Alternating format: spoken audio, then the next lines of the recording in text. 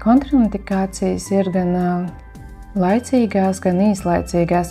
Tās, pieņemsim, ir veselības anamnēzē, tas ir cukurdijabēts, noteikti mēs neveicam procedūru. Tas ir grūtniecības periods un laktācijas periods, kad sievietei ir ļoti liels hormonu šis te pieplūdums. Tad, protams, jāņem vērā ir medikamenti, vai mēs lietojam medikamentus kādus un cik ilgi. Un kāds ir arī šis te kāpēc mēs viņus lietojam.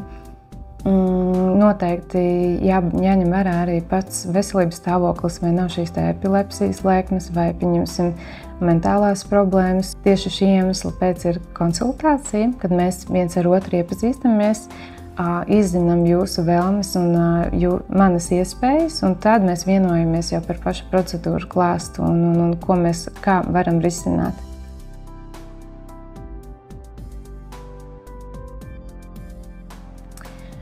Vispār likumiski ir 18 gadi, bet nereti ir situācijas, kad, pieņemsim, arī māmiņas par bērniem interesējās pusauģu vecumā 16 gados palīdzēt atrisināt kaut kādu risinājumu, tad ir vecāku piekrišana.